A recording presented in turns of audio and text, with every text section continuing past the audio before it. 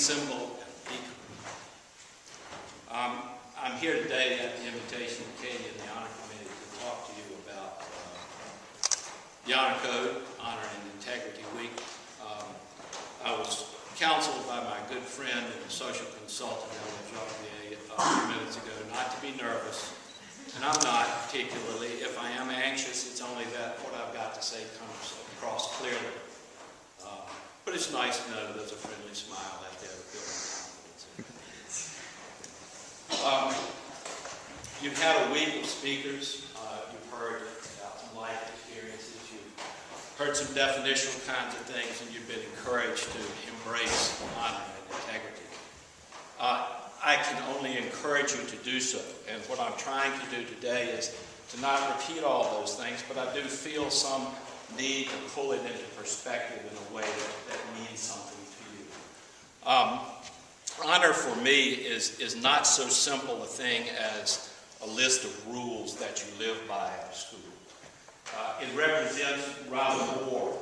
It's a commitment to a system of values that are bigger than any one of us.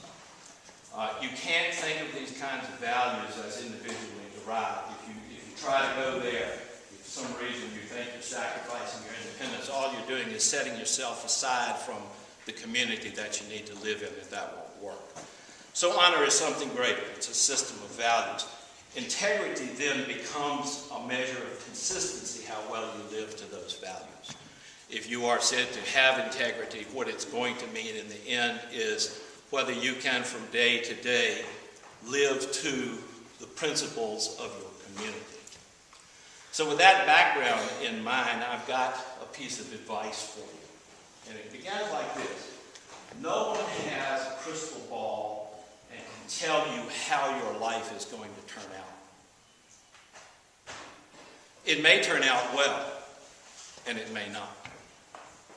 There are forces at work around you over which you have no control, things like disease, catastrophe,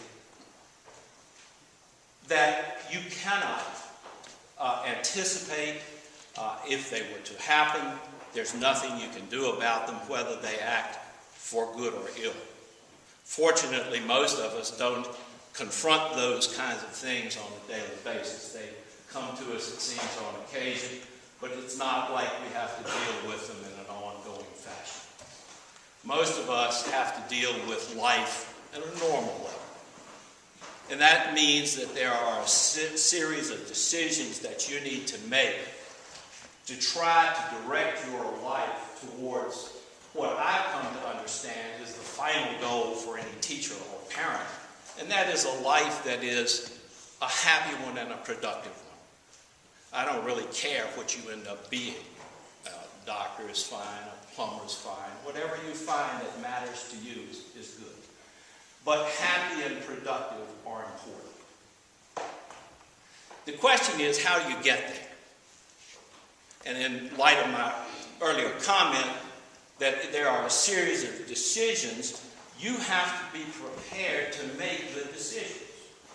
So for me today, my message to you is that you need honor and integrity in order to move your life forward towards a happy and productive conclusion. If you set out to do so without some kind of markers, like a person on a boat has channel markers, on a highway there's signage. If you set out to go through your life without markers, I'm afraid you're not going to get there very well. You're not going to know where you're going in the first place, and you're not going to know how to get there in any way. So for me, in this context, honor and integrity are important markers for you. Having established some sense of value and committed yourself to that system of value, then you will be able to make the decisions that you need to make each day. Remember, it's not about a system of little rules for school. It's about living with honor and integrity every day, going somewhere, Where? We'll find out. But my hope is, as I said, that you're going to have a happy and productive life. And I'm convinced that after years of doing what I've been doing, seeing literally hundreds of you come through, that there is no way for you to do that if you ignore the principles of honor and integrity. So take the message, please. Don't take it just because I say so. I offer it to you to consider. Think about it.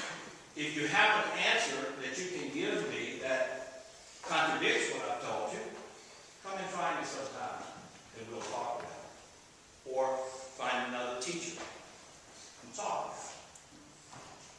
But I'm convinced that what I tell you is true.